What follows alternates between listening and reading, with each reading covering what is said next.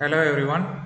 Today we are going to see about the week 3, that is the virtual private cloud on-premise infrastructure, infrastructure as a service, platform as a service, and software as a service.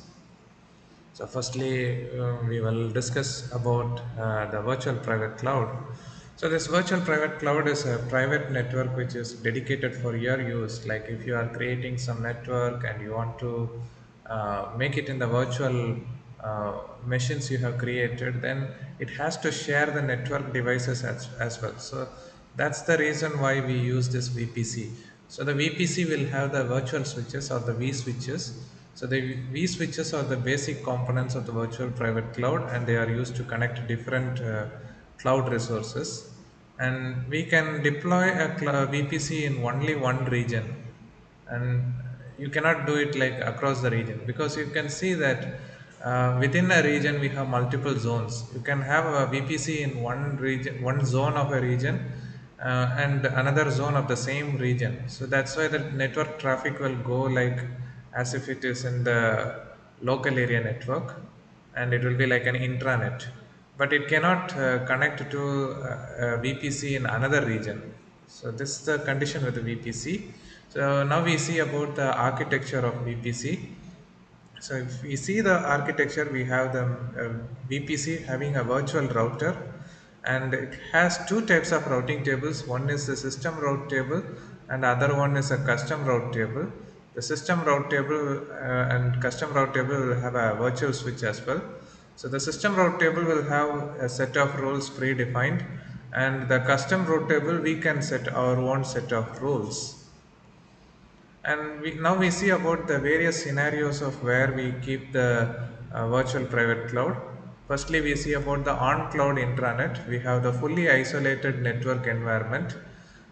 So this is normally used like we connect that VPC through our mobile device or our desktop device. So it goes through the virtual private cloud, and there will be a server load balancer which allocates like where it has to go and how it has to be managed. So it has a very flexible configuration, that is uh, VPC will enable you to customize the network settings as well. It is also used to manage the operations in real time, and also it is isolated fully, so it gives more security than the normal ones. So that's the first scenario. Next scenario, we have the hybrid cloud architecture. Hybrid cloud architecture is a mix of a private cloud as well as the public cloud.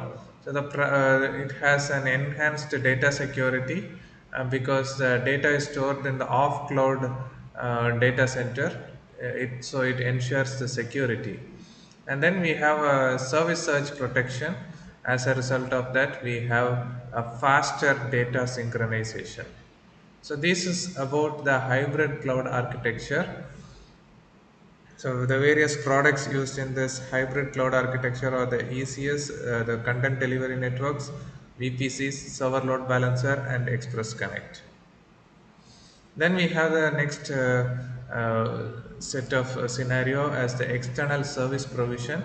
So here we have the entrance into the VPC through a NAT gateway, that is a network address protocol. So this network address protocol will help you to get the shared bandwidth, and this is used for external service provisioning, and it is having a low cost and it has a high performance. So this is one kind, and the last scenario is that we have like multi-region and high-speed interconnection. It is widely spread and services, and it is having better speed than the other ones because it is interfaced through the HTTP DNS. So it is more secure. So when the services are deployed with the Alibaba Cloud VPC, the security as well as the reliability also increases. So since we are having the high reliability, it is used to connect different VPC instances, and thereby it ensures the quality of cross-region interconnection, and also it has a high performance. A VPC with Express Connect provides the maximum interconnection bandwidth of 10 gigabyte per second, easily meeting the needs of massive applications. Now we see into the features of virtual private cloud. It provides a layer 2 logical isolation. That is, it builds an isolated network environment based on Alibaba Cloud. Layer 2 logical isolation is achieved between different VPC instances. So that is understood that it is providing the security within that particular region. And in the virtual networks, they are built on a physical network based on an overlay technology. So we have a virtualization of the network. That is, we share the network resources through the cloud. And the VPC instances are isolated using the VXLAN through the layer 2 logical isolation. This is achieved between different VPC instances to prevent them from communication. Then we have the custom network environment. We can customize the IP address range, network segment, routing table, and gateway. So for that, since we can have a customization, we can create our own subnet address. We can divide the private IP address of VPC into several subnets using the virtual switches, and we can deploy the applications and other services under the corresponding virtual switch as needed. And then we can have the custom route tables. I already mentioned about the two types of route tables. The system route table, it has its own set of rules, but here the routing rules can be configured on the basis of business needs, and we can forward the routes of the VPC traffic. Then we have the access control. It has a flexible access control rules that are compliant with the secure isolation regulations of the government and also the financial users. So as a result of this, we have a security group. With the help of the security group function, the VPC instances can be classified into different security domains, and each security domain can have custom access control rules. Then we have the RAM, which is used to manage the network permissions. The next feature is the internet portal management. So this is for the internet access. So the elastic IPs, these IPs are provided by Alibaba Cloud for configuring the web service normally. So they can be bound to the cloud product instances of the VPC type in the same region as needed to allow the instances to access the internet. And then we have a network portal management, which uses the NAT gateway and the SNAT configuration to meet the needs of VPC resources to actively access the internet. It also supports DNAT configuration and provides IP address mapping, port mapping, and 10 gigabyte per second forwarding capabilities to enable multiple services to share the bandwidth so as to save the costs. Then we have the feature of hybrid cloud architecture. It provides the features of VPC intranet communication and hybrid cloud architecture.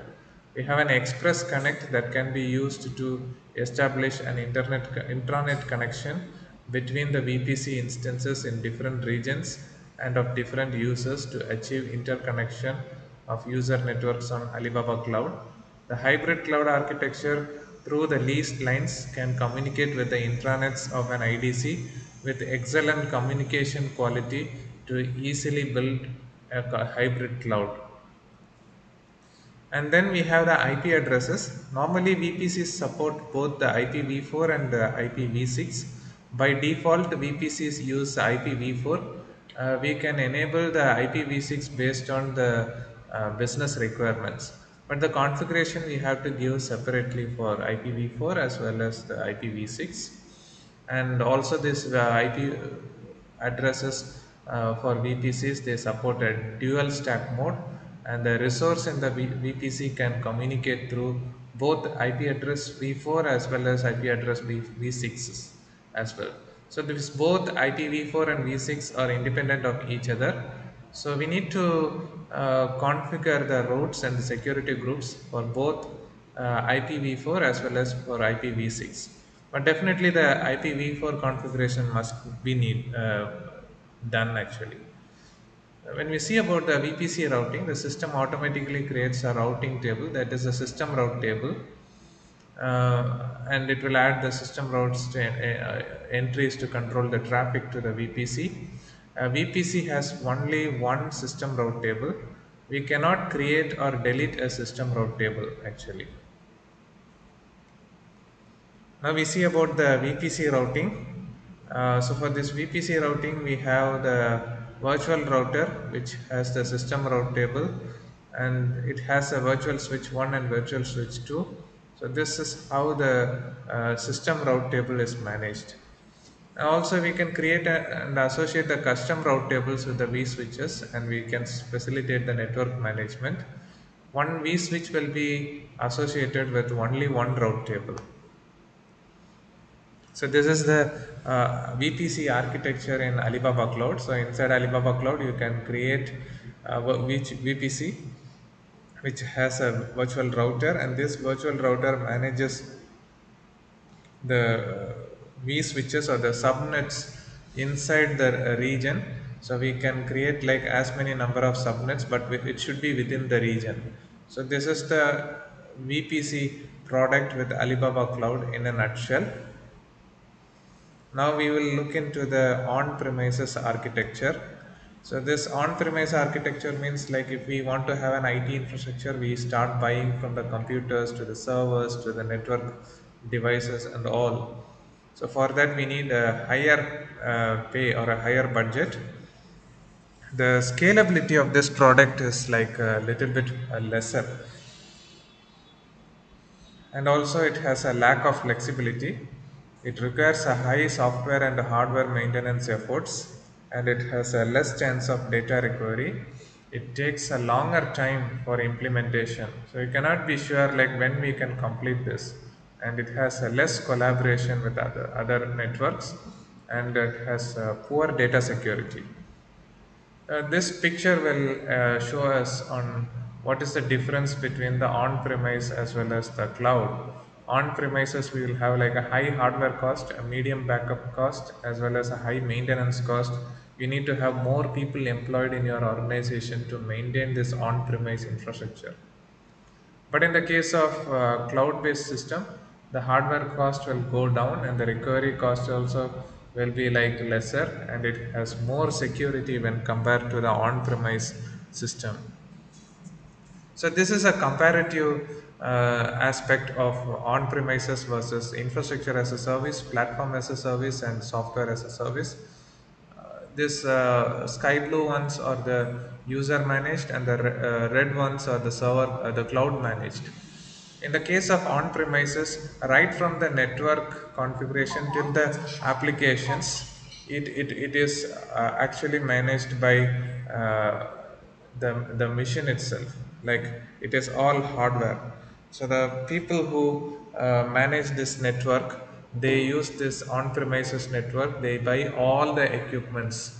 They have to create the network infrastructure. Then they have to buy the servers. Then they have to give the operating system, and they have to buy the softwares and install all those things.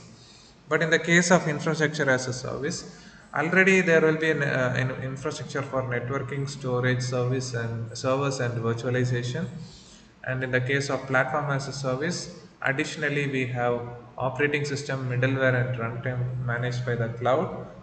When it comes to software as a service, we have everything managed by the cloud. So the user has less work to do.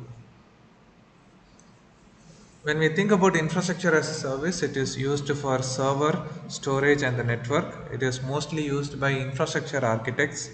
And then for platform as a service, we have the server, storage, network, operating system, and middleware. It is used by a software developer. And then for software as a service, we have the server, storage, network, OS, and middleware package service software. So that is used by the end users. So this is the overall architecture of how the cloud system works. We have the cloud provider who is having the service layer inside. So inside the service layer, we can find this infrastructure as a service, platform as a service, and software as a service. The security, privacy, and then the hardware are all supported by this cloud provider. So this is the evolution of cloud. Like previously, we started making the on-premises system, which is the physical system, and then we started giving the virtualization in the on-premise. So that is the virtualization. Then we started getting the cloud compute, and then for container, we have like Alibaba cloud container, Kubernetes, and Docker, those kind of things. So that is much more evolved. And then we have the serverless architecture. So the serverless architecture is one which is getting developed right now. Next, we see about the infrastructure as a service.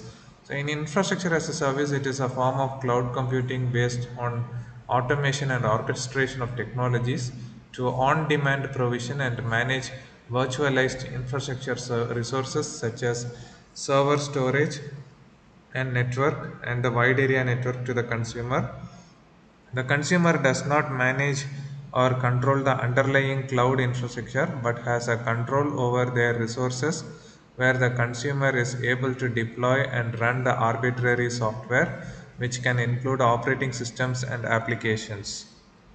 So this is the comparison between the on-premises as well as the infrastructure as a service. Up to the level of virtualization from the servers, it is all managed by the provider, and only from installing the operating system and installing other softwares, it is the responsibility of the user. Now we see about the benefits of infrastructure as a service. It frees up the human resources in business to let the consumer focus on the core businesses and the content delivery rather than on concentrating more on the IT infrastructure, which does not have any impact on the business value.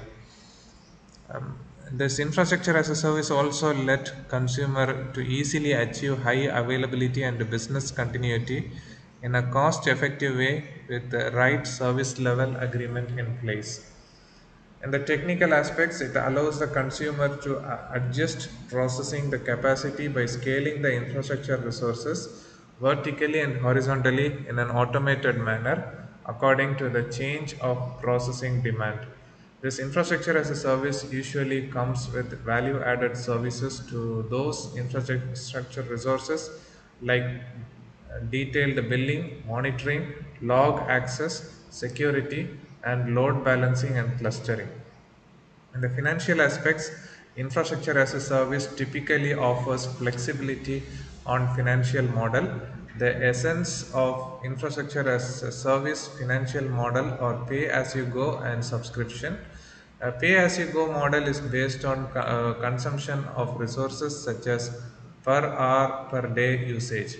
Like it's like you go to buy a pizza, it has 8 slices. In case if you buy a pizza, you are supposed to eat everything, and if you are not able to eat, you can throw it away, of course.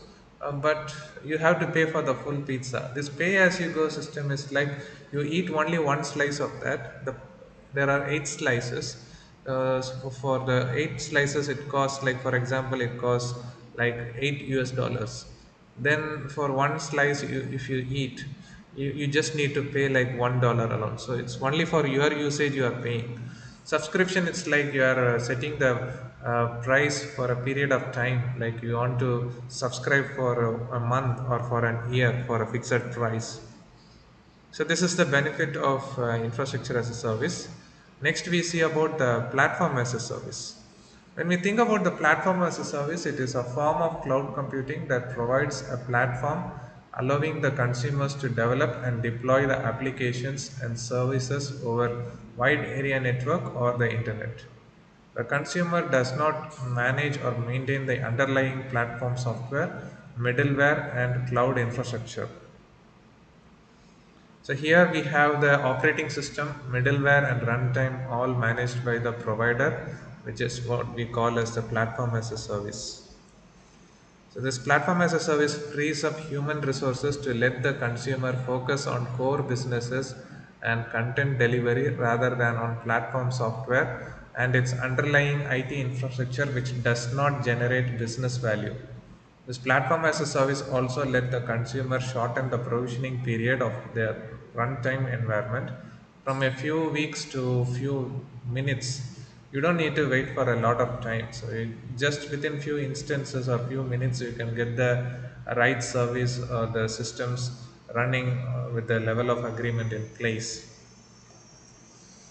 In the case of technical advantage, a platform as a service allows the consumer to adjust the processing capacity by scaling up or down the platform resources vertically and horizontally according to the changes in demand for processing power. For example, scaling up an Apsara relational data system instance to add more CPU and memory and add more replica to increase the data rate capacity.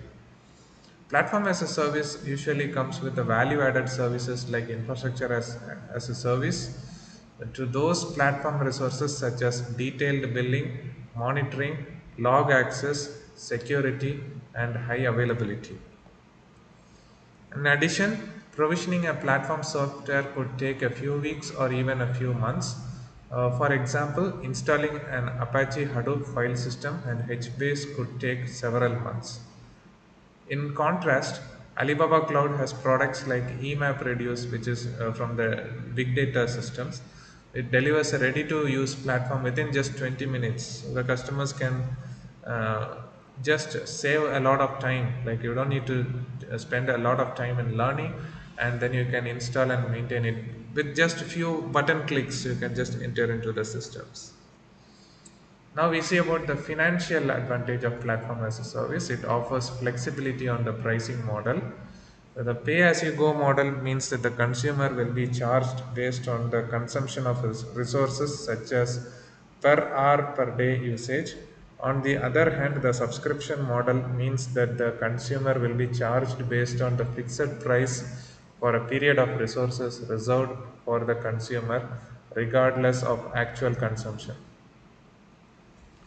Finally, we are seeing about the software as a service. So in software as a service, it is a software licensing and delivery model in which the software is licensed on a subscription basis and is centrally hosted on a cloud.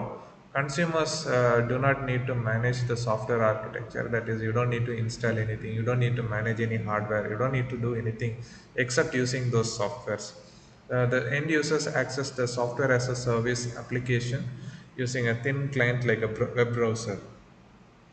The advantage of using the thin client is that you don't really need to manage the hardware. Like you can use any kind of configuration computer which runs an internet for accessing through the web browser. This is the comparison of architecture of SaaS against the on-premises architecture. So that is all the components in software as a service are all provided by the cloud provider. So the business advantage is that it shortens the application or software delivery time and it removes the need for the architecture planning, software implementation, application customization, performance test, load test. It also frees up the human resources to let the consumer focus on core businesses and content delivery rather than underlying the technologies. In technical advantage, it offers a flexible scalability and high availability across different geographical location. For example, the SaaS application servers uses in Asia and Europe without the performance issues or scalability issues if the number of users grows rapidly. So it can manage any number of users in that aspect. And traditionally, implementing the enterprise software usually takes from months to start the products and the production to go live. It takes more time. The SaaS actually shortens this time for going for months or years to it will take only just months or days or even few hours you can just get it done. So this is the technical advantage with the SaaS, and it still has like the management of an application, which is an underlying stack, always a pain point in enterprise, such as there is a need to comply with the policies uh, And then we have the SaaS consumers do not need to use their own resources, and they can be with the different stakeholders for patch management activities. And finally, we see about the financial advantage. SaaS will offer financial flexibility as well. There are two types of billing like the others. We have like pay as you go as well as a subscription. Costs are based on actual usage, like how much ever you have used, you have to pay according to that, not for the whole thing. In what scenario we have to choose the infrastructure as a service is that when you need to have a flexibility of controlling the virtualized hardware, when you need to control the operating system of an application, then in those cases you can choose the infrastructure as a service. And for platform as a service, when you are not going to install the platform software or the middleware or even the operating system, you just need a virtual machine with the operating system installed. So on top of it, you will install some other applications, nothing like this platform software or the middleware. So in that case, you need the platform as a service. When you are not going to manage and maintain the underlying middleware and operating system, in that case also we need the platform as a service. So then we have the criteria to choose the software as a service. When we need to have a ready to use application or software without managing the anything below its stack, then we need to have the software as a service. A classical example of this usage of software as a service is the uh, Google, uh, like the docs, like the cloud docs which we use in Google or like any other. It's like the software as a service thing. So that's all about all these cloud services which are available. In the next video, we will see about an introduction to cloud services. Then we learn about the big data in Alibaba Cloud and the Hadoop in Alibaba Cloud. So that's all about for the week 3. I hope you all understood the concepts. You can follow this playlist and in this channel for more videos about Alibaba Cloud's cloud computing. So thank you. So see you all.